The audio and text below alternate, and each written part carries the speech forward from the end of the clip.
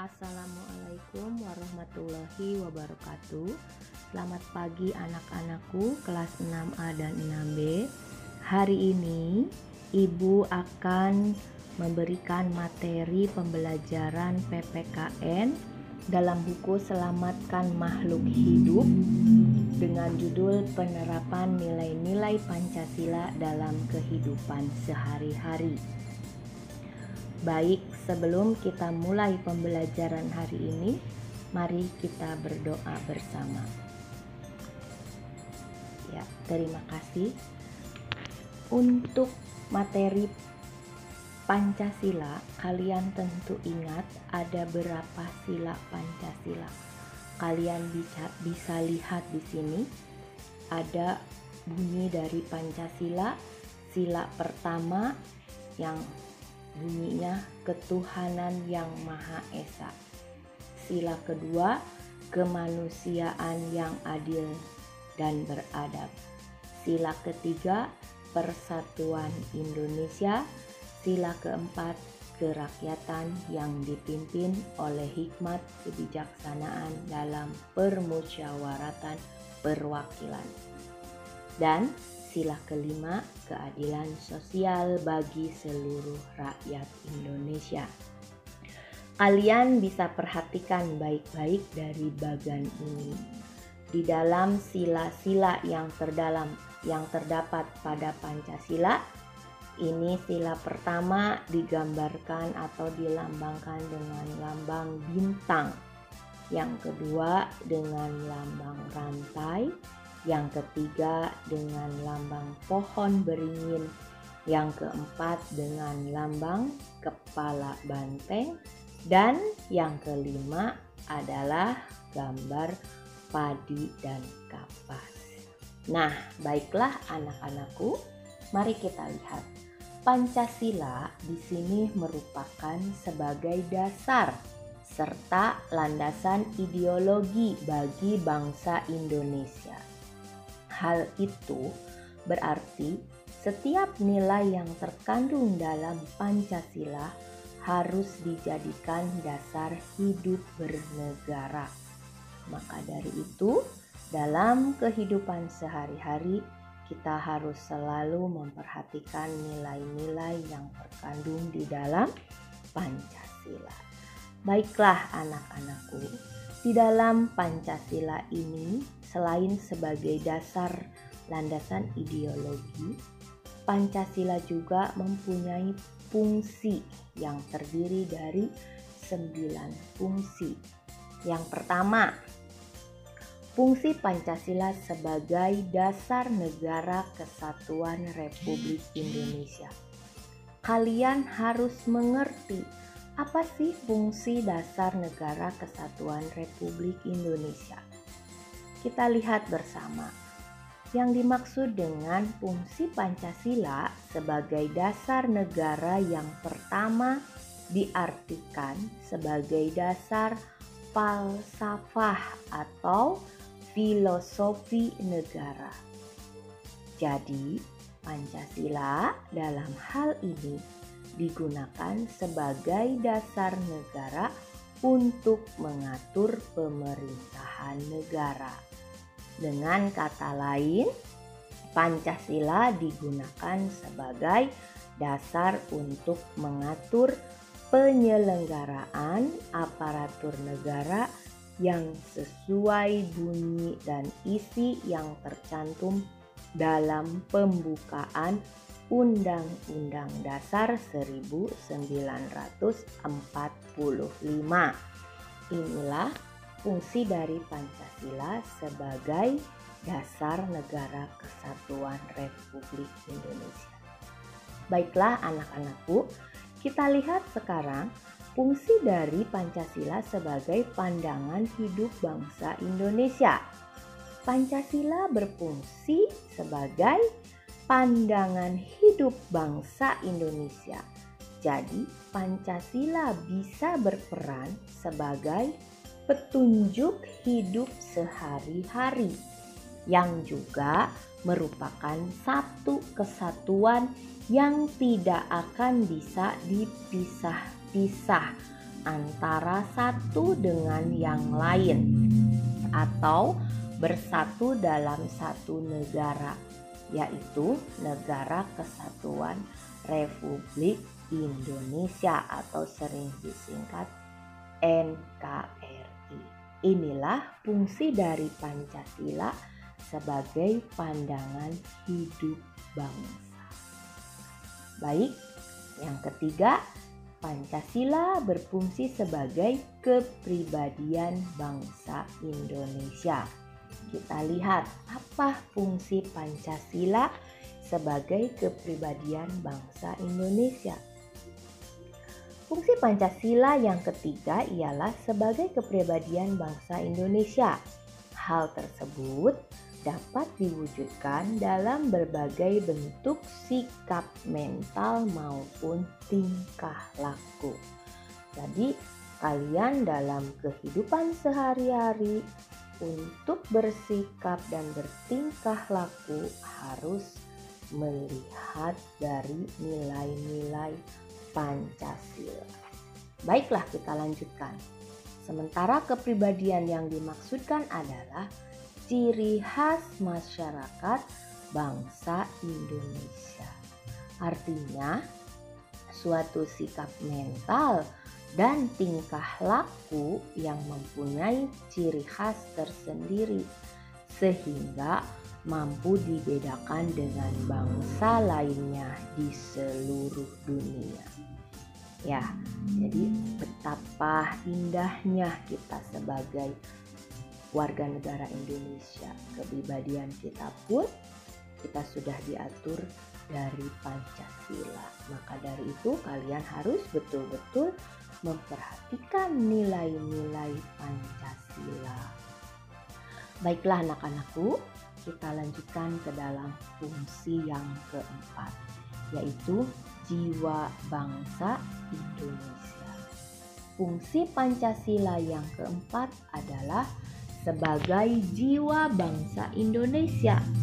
Pancasila dijelaskan berdasarkan teori von Savigny, yang artinya adalah setiap bangsa mempunyai jiwanya masing-masing, yang disebut dengan Volksgeist, yang berarti jiwa bangsa atau jiwa rakyat.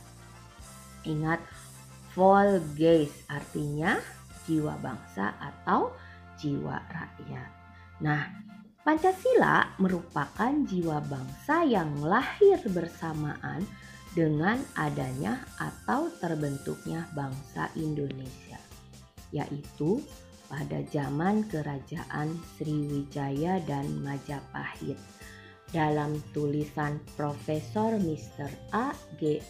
Pringgodikdo yang berjudul Pancasila juga disebutkan Pancasila sudah ada sejak bangsa Indonesia berdiri dan berkembang pada zaman kerajaan. Meski istilah atau nama Pancasila baru dikenal pada tanggal 1 Juni 1945. Maka dari itu setiap tanggal 1 Juni kita memperingati hari lahir Pancasila. Baiklah, sekarang kita lanjutkan ke fungsi yang kelima, yaitu Pancasila sebagai sumber dari segala sumber hukum. Fungsi Pancasila yang kelima adalah sebagai sumber dari segala sumber hukum. Pancasila merupakan sumber hukum bagi Negara Kesatuan Republik Indonesia atau NKRI. Sumber hukum Indonesia ini bermakna sebagai pandangan hidup, kesadaran, dan cita-cita hukum beserta cita-cita moral yang meliputi suasana kejiwaan serta watak bangsa Indonesia. Nah, di sini kalian harus bisa memahami bahwa cita-cita yang dimaksud di dalam kemerdekaan ini adalah kemerdekaan bangsa atau negara, peri kemanusiaan, keadilan sosial, dan perdamaian nasional yang merupakan hak dan kewajiban warga negara. Nah, ini fungsi yang kelima. Baiklah anak-anakku, kita lanjutkan ke fungsi yang keenam, yaitu Perjanjian Luhur Bangsa Indonesia. Kalian bisa lihat fungsinya di slide ini. Fungsi Pancasila yang keenam ialah sebagai perjanjian luhur bangsa Indonesia. Perjanjian luhur di sini menyangkut kesepakatan yang telah dibuat saat memproklamasikan kemerdekaan bangsa Indonesia. Ya, kalian harus ingat bahwa Indonesia merdeka pada tanggal berapa? Tanggal 17 Agustus 1945. Sehari kemudian, pada tanggal 18 Agustus 1945, disahkanlah pembukaan dan batang tubuh Undang-Undang Dasar 1945 oleh siapa?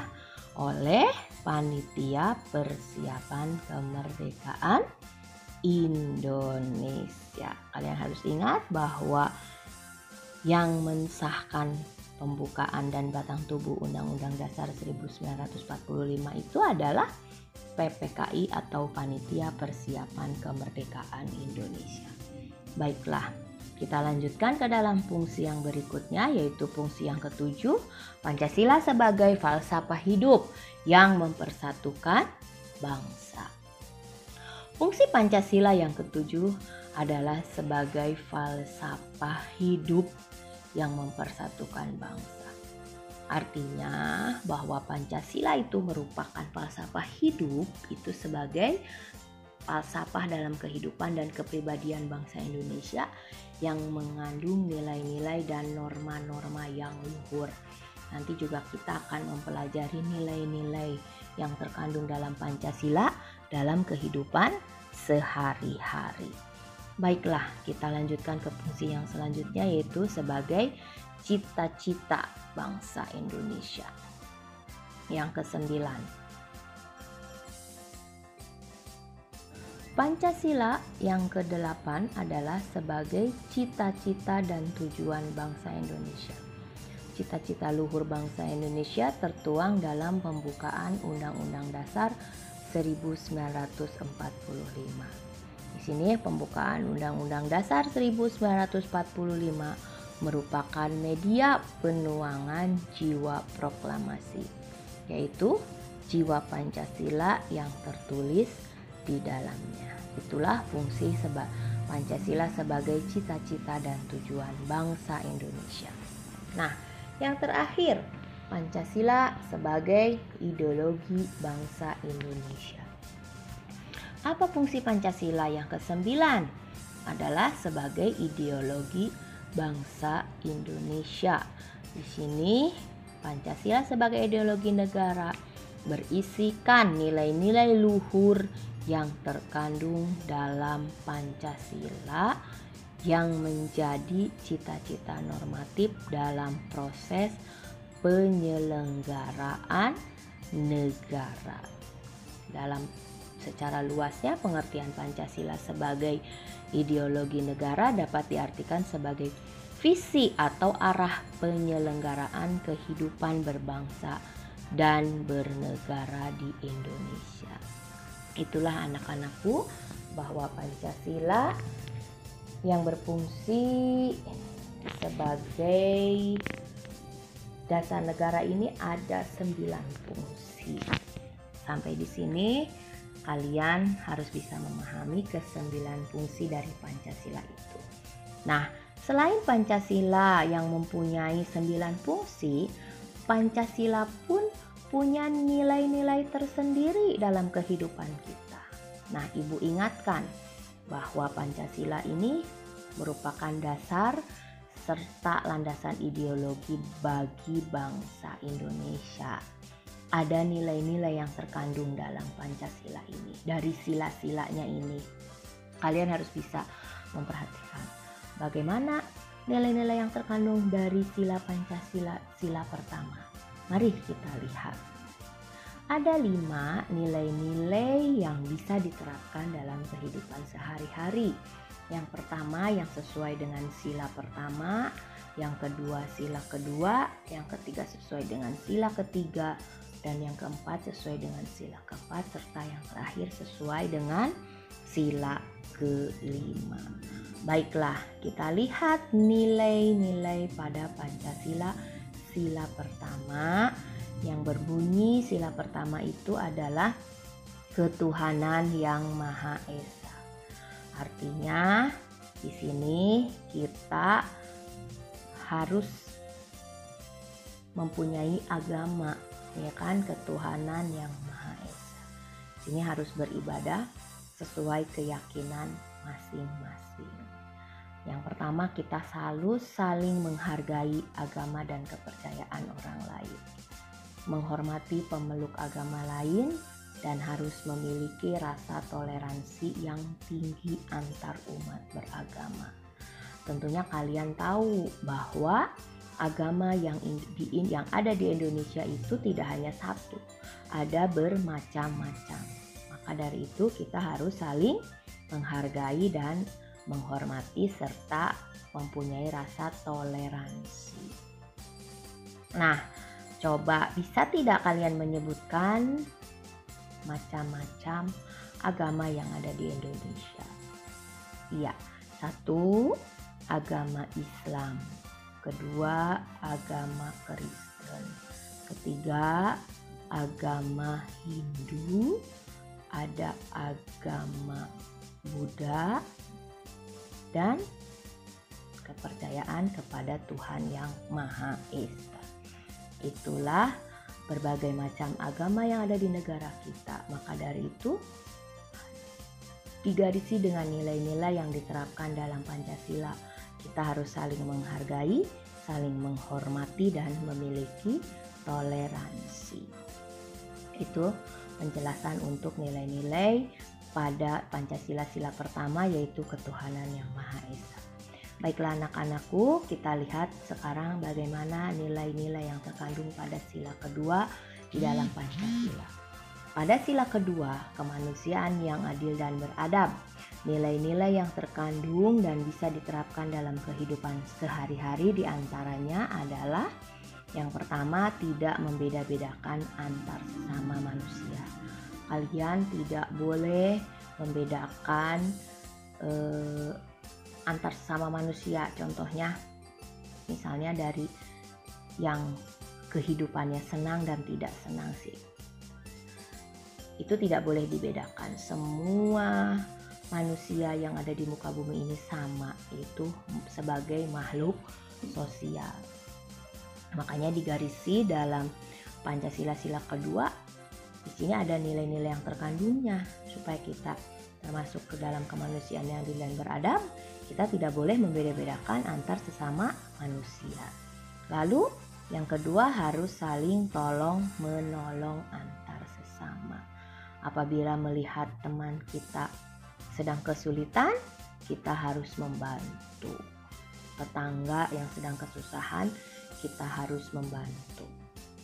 Nah, ini makna nilai-nilai yang terkandung di dalam sila kemanusiaan yang adil dan beradab. Satu lagi contohnya yaitu harus bersikap tenggang rasa. Ini hanya contoh saja 3. Masih banyak, kalian bisa mencari lagi dari referensi-referensi yang lain dalam kehidupan, nilai-nilai dalam kehidupan kemanusiaan yang adil dan beradab. Baiklah, sekarang kita lihat nilai-nilai yang terkandung dalam sila ketiga. Pada sila ketiga, Persatuan Indonesia, nilai yang terkandung dan bisa diterapkan dalam kehidupan sehari-hari diantaranya adalah mencintai tanah air dan turut serta melestarikan warisan budaya, mengharumkan nama bangsa Indonesia, menjaga hubungan baik dengan setiap warga meski berbeda bahasa, suku, agama, dan lain sebagainya.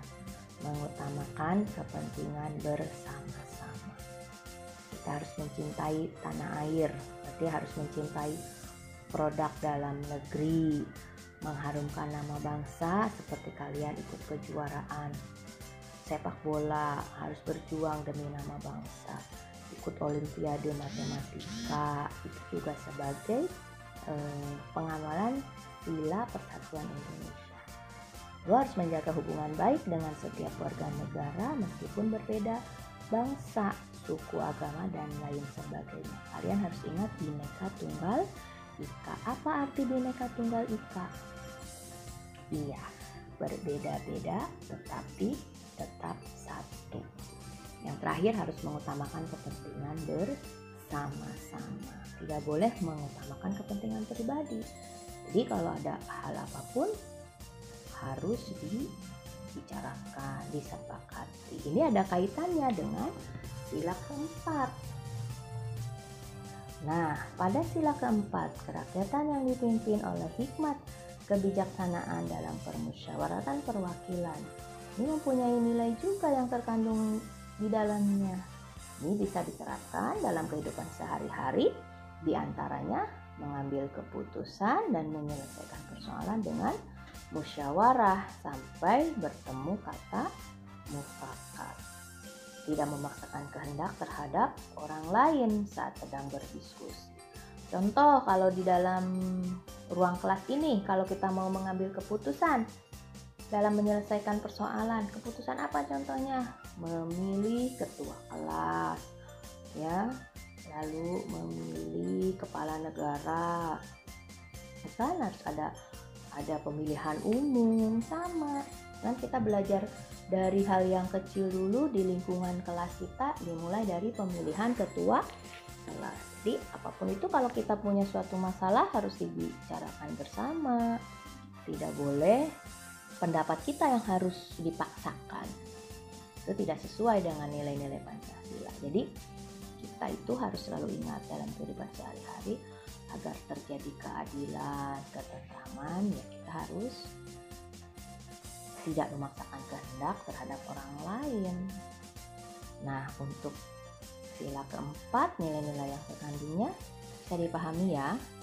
Oke, baiklah anak-anakku, kita lanjutkan ke sila yang terakhir. Itu sila yang kelima yang bunyinya keadilan sosial bagi seluruh rakyat Indonesia. Apa ya nilai yang terkandung di dalamnya? Kita lihat di sini pada sila kelima, keadilan sosial bagi seluruh rakyat Indonesia. Nilai-nilai yang terkandung dan bisa diterapkan dalam kehidupan sehari-hari diantaranya adalah kita harus bersikap adil mulai dari lingkungan terdekat di sekitar kita.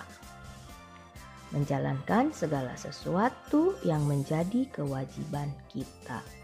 Menghormati dan menghargai hak orang lain. Ya, sama. Kalau kehidupan kita mau rukun dan damai, kita harus selalu memperhatikan nilai-nilai yang terkandung di dalam Pancasila. Nah, itulah anak-anakku, nilai-nilai yang terkandung di dalam Pancasila. Ada 5 sila yang sudah kita pelajari.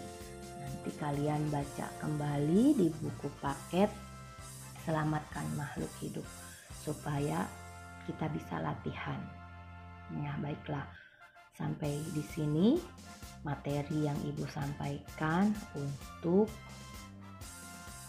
nilai-nilai yang terkandung di dalam Pancasila. Semoga apa yang Ibu jelaskan bisa dipahami dan bermanfaat untuk kehidupan kalian. Terima kasih atas perhatiannya. Wassalamualaikum warahmatullahi wabarakatuh. Tetap semangat dan jaga kesehatan. Salam sehat. Terima kasih.